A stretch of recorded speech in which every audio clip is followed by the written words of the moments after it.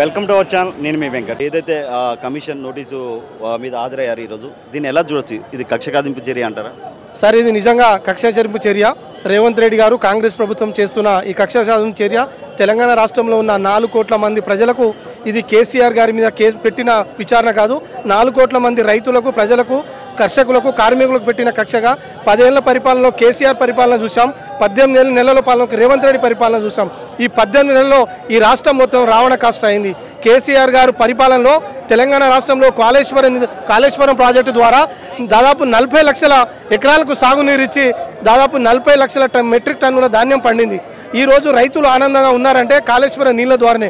రంగనాయక సాగర్, కొండపోచమ్మ సాగర్, మల్లన్న సాగర్, అంతగిరి పోచమ్మ సాగర్, ఈరోజు మిడ్మానేర్ కానీ, కోయల్ సాగర్ ప్రాజెక్టు కానీ, ఈరోజు ఉమ్మడి మెదక్ జిల్లాలో 10 జిల్లాలు, నేను 33 జిల్లాలో ఉన్న అన్ని ప్రాజెక్టులకు ఈ నీళ్లు ఉన్నాయంటే ఈరోజు కాళేశ్వరం నీళ్ల ద్వారానే ఈరోజు పంట పొలాలు రైతులకు దక్కుతూ ఉన్నాయి. కానీ దీన్ని ఈరోజు కాళేశ్వరం ప్రాజెక్టు మీద విచారణ పిలవడం ఇది చాలా సిగ్గుచేటు.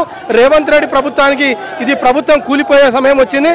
తప్పనిసరిగా రాబోయే రోజుల్లో రేవంత్ రెడ్డి గారి పని ఈ ప్రజలే, ఈ రైతులే పడతారని చెప్పి మేము కంఠాభితంగా తెలియజేస్తా ఉన్నాం. కేసీఆర్ గారే ఈ రాష్ట్రానికి మళ్ళీ ముఖ్యమంత్రి కావాలని ఈ రాష్ట్ర ప్రజలందరూ కూడా ఎదురు చూస్తూ ఉన్నారు. కేసీఆర్ నాయకత్వం అయితేనే అన్ని రకాల ప్రజలకు అన్ని ప్రజలకు సంక్షేమ పథకాలు అందుతామని చెప్పుట గత 10 సంవత్సరాలు అందినాయి.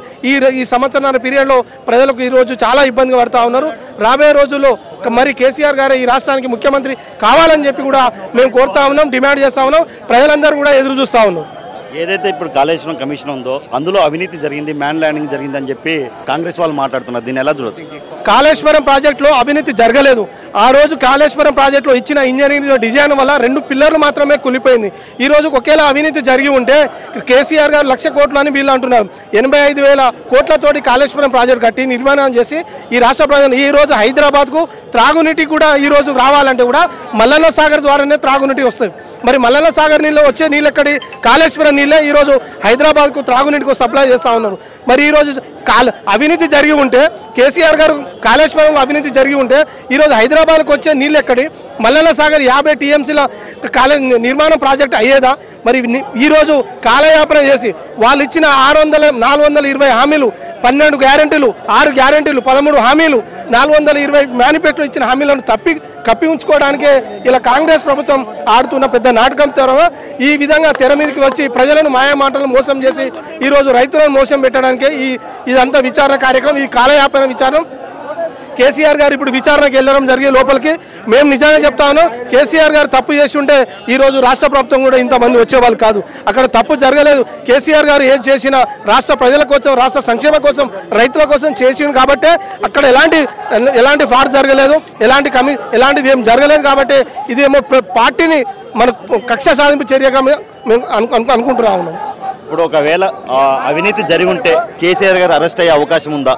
సార్, కేసీఆర్ గారిను అరెస్టు చేసే దమ్ము ఈ భారతదేశంలో 29 రాష్ట్రాలు, తెలంగాణ రాష్ట్రం కొత్త రాష్ట్రం. కేసీఆర్ను ముట్టుకుంటే మాత్రం అగ్నిగుండం అవుతుంది రాష్ట్రం మొత్తం. నాడు తెలంగాణ ఉద్యమంలో విద్యార్థులందరూ అన్ని కులాలు, మతాలు ఏ విధంగా ఉద్యమం చేసిందో ఈరోజు కేసీఆర్ కోసం రాష్ట్రం మొత్తం అగ్నిగుండం మారబోతా ఉంది. కేసీఆర్ చిన్న చితకా నుంచి పండు ముసలి వరకు కూడా కేసీఆర్ కోసం కట్టెపట్టుకొని హైదరాబాద్కి వస్తారు. జబ్బకు సంచి వేసుకొని, బాక్స్ వేసుకొని హైదరాబాద్కి వస్తారు. కేసీఆర్ గారి నాయకత్వం కోసమే ఈ రాష్ట్రం ఎదురు చూస్తూ ఉంది. జై తెలంగాణ. ఈ యొక్క ఏంటంటే ఈ నోటీసులు పంపించిన చూసిన మన రేవంత్ రెడ్డి గారు ఒక దొంగ ఒక నోటీసులు పంపించడం అది కరెక్ట్ కాదు. పరిపాలన చేతగాక ఇవన్నీ తింగర పనులు చేస్తుండు.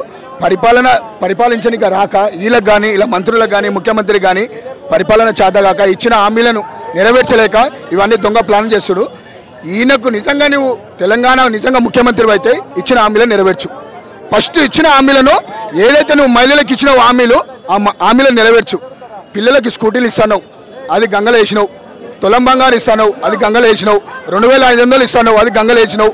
తర్వాత 4,000 పింఛన్ అన్నావు, అది గంగలు వేసినావు. వికలాంగులకు 6,000 అన్నావు, అది గంగలు వేసినావు. తర్వాత మన రైతులకు మన రైతు బంధు ఇస్తాను, అది గంగలు కలిసినావు. తర్వాత మన బోనస్ ఇస్తాడు. కళ్ళకు ఒత్తులు పెట్టుకొని చూసారు బోనస్ గురించి. రైతులు నాశనం చేసినావు రైతులను వచ్చి. ఏం పరిపాలన చక్కగా చేస్తున్నావా? వచ్చి నువ్వు 2 సంవత్సరాల దగ్గర కావానికి వస్తుంది. ఏం పరిపాలన చేస్తున్నావు? దొంగ పరిపాలన చేస్తున్నావు. నీ పరిపాలన మొత్తము ఢిల్లీలో చేస్తున్నావు. ఇక్కడ నుంచి మా సంపాదన తీసుకుపోయి ఢిల్లీలో కట్టబెడుతున్నావు. సూట్ కేసులు ప్రతిరోజు ప్రతి నెల సూట్ కేసులు పోతున్నాయి. ఆ సూట్ కేసులు ఎందుకు పంపిస్తున్నావు? నీ సీట్ కాపాడు. తెలంగాణ కోసం ఆలోచించే వ్యక్తి కాదు, దొంగ. ఎప్పుడు తెలంగాణ ఉద్యమకారుల మీద తుపాకీలు తీసుకుపోయిన ఈ యొక్క దొంగ ఈ రేవంత్ రెడ్డి ఇప్పుడున్న ప్రస్తుత ముఖ్యమంత్రి దొంగ. మా మీదకు తుపాకీలు తీసుకొని వచ్చిన దొంగ ఈయన రాష్ట్రాంగ ముఖ్యమంత్రి అంటే అసలు మేము ఒప్పుకోము. ఇది పెద్ద దొంగ, లఫంగి లటంగాడు. ఇది అసలు పనికిరాడు. మా రాష్ట్రానికి అసలు పని చేయడు. చేసేది మొత్తం ఢిల్లీలో పని చేస్తుండు. మా రాష్ట్రానికి సెంటు పని కూడా చేస్తున్నాడు. వీళ్ళు గెలిచినాక ఒక్క పని చేసిరా? ఒక్క రోడ్ ఏమైనా ఓపెన్ చేసిరా? ఏమైనా బిల్డింగ్లు కట్టిన పేదల ఇల్లు కూలగొట్టిండు. కట్టిన ఇల్లు పేదల ఇల్లు కూలగొట్టుకున్నారు. ఇల్లు కట్టాలంటే ఎంత కళ అన్న. కుటుంబం మొత్తం పని చేసుకొని ఇల్లు కట్టుకుంటారు. అలాంటి ఇళ్లను నీవు హైడ్రా పేరు మీద మొత్తం కూలగొట్టి హైదరాబాద్ మొత్తం తెలంగాణ మొత్తం ఆగం చేసి వాడు దగ్గర ఎవరైనా బతకాలంటే వేరే రాష్ట్రాలకు వెళ్ళొచ్చు. బతకాలంటే భయపడుతున్నారు. ఎందుకు? నీ యొక్క దరిద్రమైన పాలనలో భయపడుతున్నారు జనాలు. కేసీఆర్ పరిపాలన అనేక రాష్ట్రాలలో వచ్చి పని చేసుకొని బతికిరు. అది మా కేసీఆర్ పరిపాలన అంటే. ఈ దొంగ పరిపాలన ఎక్కువ రోజులు సాగదు. కేసీఆర్కి ఇలాంటివి ఏమి ఎంటికదో సమానము. తీసివాడదంతో ఇంట్లో ఉద్యమ కాలంలో ఎన్నో పోలీస్ స్టేషన్లు చూసినాము, ఎన్నో జైలు చూసినాము. ఇదే ఎంటికతో సమానము. లైట్ తీసుకొని జై తెలంగాణ, జై కేసీఆర్. ఈరోజు ప్రపంచంలోనే చాలా పెద్ద ప్రాజెక్టు, పెద్ద లిఫ్ట్ ఇరిగేషన్ ప్రాజెక్ట్ అయినటువంటి కాళేశ్వరం ప్రాజెక్టును 3 సంవత్సరాల్లో 80,000 కోట్లతోటి పూర్తి చేసినటువంటి ఘనత మన తెలంగాణ ప్రభుత్వానికి, అప్పుడున్న తెలంగాణ ప్రభుత్వానికి, కేసీఆర్కు దక్కిన విషయం కూడా మనకు తెలుసు.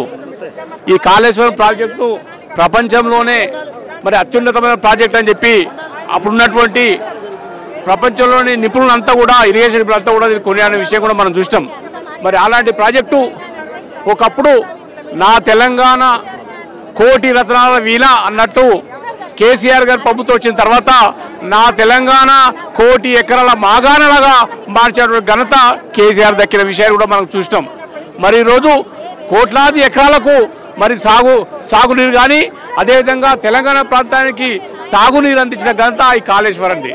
మరి కాళేశ్వరం కట్టినటువంటి చరిత్ర ఏదో మేడిగడ్డలో రెండు బ్రిడ్జులు, 2 పిల్లర్లు మరి కుంగినాయని చెప్పి ఈరోజు మొత్తం తెలంగాణలో ఉన్నటువంటి ప్రజానికాన్ని మభ్యపెడుతూ మోసం చేస్తూ మరి కాళేశ్వరం కూలిపోయిందని చెప్పి ప్రచారం చేసినటువంటి ఈ రేవంత్ రెడ్డి కేసీఆర్ను మరి ఆనవాళ్ళు లేకుండా చేస్తా, కాళేశ్వరం లేకుండా చేస్తా అని చెప్తే ఈరోజు మరి కాళేశ్వరం ముంగట ఏదైతే కమిటీ ముంగట కేసీఆర్ వాగ్మూలం ఇస్తారో ఈ వాగ్మూలంతో వారికి ఉన్నటువంటి ఏవైతే అప్పులు ఉన్నాయో అన్ని చూదా అవుతాయని చెప్పి కూడా చేస్తారో తెలియజేస్తూ జై తెలంగాణ.